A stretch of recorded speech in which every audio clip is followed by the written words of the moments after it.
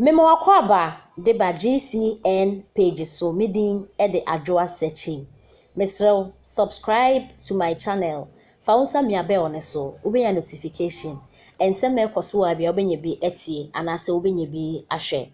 Ora osei Kofi Akwa ena okase. Na ne nsema okai na ne se NDC ni pani bi ona akase na numuto. A oka na numasem. Na ensema okai na ne se or contested for election ewo NDC party ni mu na NDC fon penifo bi eye ni drum ekowi achi no owe poto owe no omo sanso gya ni mu bo hotu ni sika nyina ansan na enye nyame adrom ena his excellency Nana Addo Dankwa Akufo-Addo ena MPP abanya omo dey planting for food and jobs eba ya anka NDC ni pani no kire se ka omu twikura se bi onka oni bi ne hu sika nyina esan kwakrakrakrakra na ora osei Kofi Akwa ede ensem we etudwa ewo Utek FM dwumadi a watu ne din dwabrem so na oka ensem bi efa his excellency Nana Addo Dankwa Akufo-Addo ne ministers awa appoint yomo ede omo din aba out na no ena o kire se ministers ni bi Nana Addo appoint yomo no enkoyie ebi mu ho position no emfa to mo baako sempo ti Nana Addo akoba ya ohwehwe miye na owie e na osanso se minister baako pa one de dwumede wode ahye ne nsa no efata no eye honorable Akoto Afriye papa ne de osefata papa ewo agric minister no omode amane ho no because papa no all in his life no oko agriculture school owie so agric ho adwuma nko a ene waye nti nipa bi te say nsa mo de position bi sense ne nsa ede no beye bibi obeye bia ye perfect excellent nko a na ministers ni bi wo ho de enye nkoye tikana beye Nana Addo ohwehwem na okasa no ena ye say de bia yenim radio stations MPP NDC CPP phone ha mo ko ya discussion na okasa na NDC ni ba akodi na betum na o se menka nkwa mama MP NDC fokwa na mama nke bi kura mo mpani ba ko o party ni mo o contest for an election when wini mo ye ni dondondondon na mo wi mo din besi hopo na o kire se ye Nana Addo ne planting for food and job ode ba ya anka na ofa he inti no planting for food and jobs Nana Addo ede ba wa ya de papa na Addo fo ye beka ya 2016 na bra Nana Addo be president no ne manifesto no ene na ewom one district one factory planting for food and jobs na de Nana Addo ba so one babro planting for food and jobs na ekoso one district one factory no ekoso ene ade ha na no ena owura osei Kofi Akwa etrese Nana Addo ne dwuma bi wo ho a papa na enti ensem a ode atudwa police station akwa kosu police station abunkofo asese tuo de adwane national security minister he was exposed kanda pakro yao aso obey na dwuma aso wonye de hu ya ne se sankofo kro no ano akọ STC yada ewo voter region akọ twaja to aban basis mu wa hunu sa dwuma no wa hunu sankofo nso ma be sa de no etu ka chem so man panyin na wotumi etu yi kanda pa no de sika ba betu an ka excuse me beti asenya ye misika na betu an ka eje me na kanda pa ba so me se na me down me da kwa mitimi na me da mitimi ba ko because one hwana da pa sa da pa sa ama de to but at the end of the day he is supposed to be national security minister. He is supposed to pick intelligence. He should watch what the CIA and the FBI do. He should watch the MI6, the Mossad, the KGB, the COFO no more just said you no more other countries, so he should watch them. Eti metiasia enye and you ma be hon ma metima kakfa kanda power. Some of them are personal. I'm if you national security minister no, he should have risen above all those things. But and you ma kakra ne you ma person keke kanti no major kanda power. Mami fa obi ti say agric minister Akoto Afriye. Excellent. Oman penyi why are there? We ma de krontia. Technical know how papa no. Nem kwa na nyina suku okọ nyina agric ho adwuma no ye. Okay. Only UN kwa ye adwuma. Once upon a time, when the world of UN, the whole Africa, I mean Commonwealth cry. Ona na hwe cotton ene coffee so enya no kwa oba Ghana some text me ya de agriculture be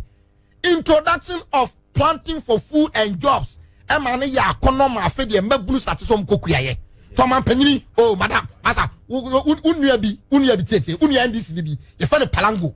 owo eseche duma se was say omutama okwa prime minister ndc for da no na when we no lose here no sanya planting for food and jobs wa e go viate e go perform what has anybody enter meaning ko fo bebe me yakua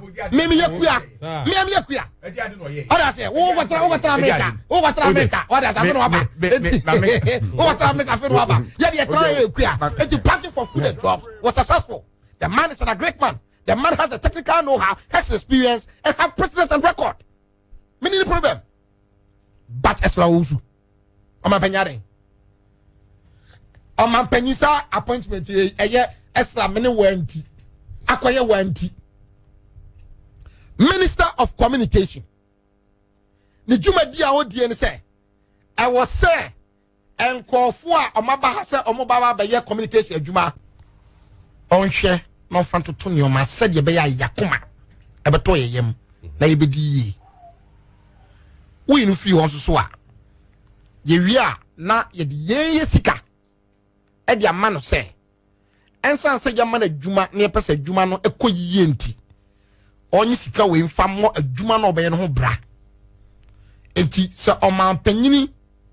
ye man tumi so on fan kofo adwuma menu mienu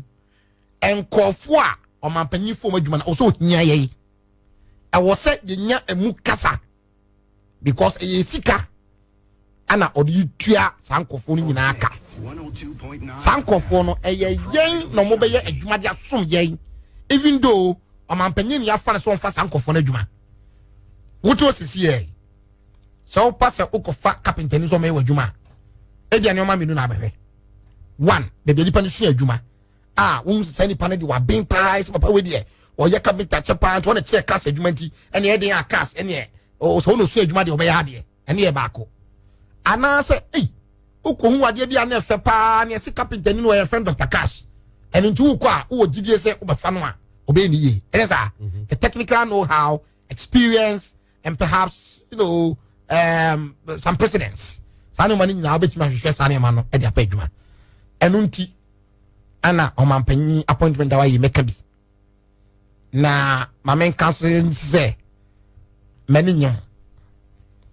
en obi atimi kan se o man panyi wutumi o man panyi me am tumi no no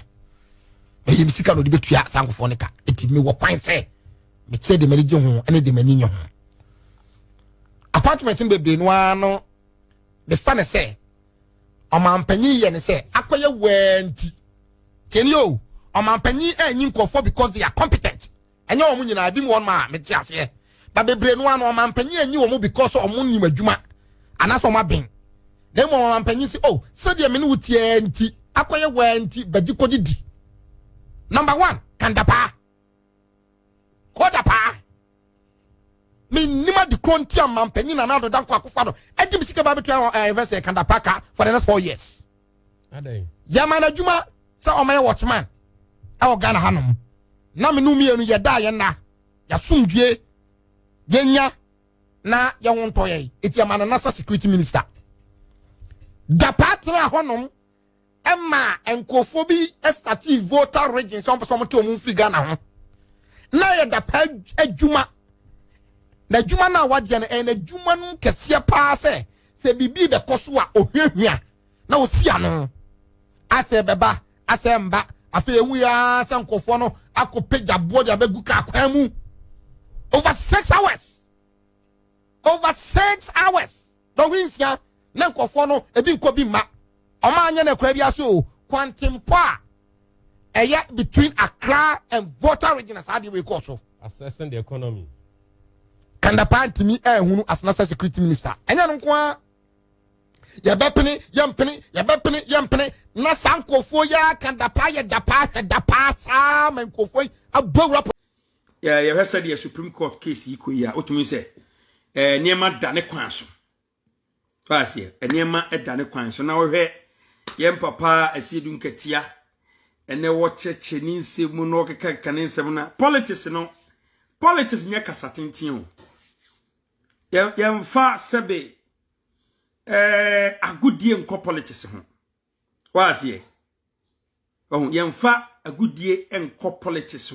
ho wana takashi yemfa nye politics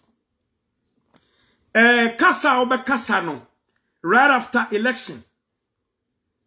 say assembly nya drew court dem a different ball game. What just here? A different ball game.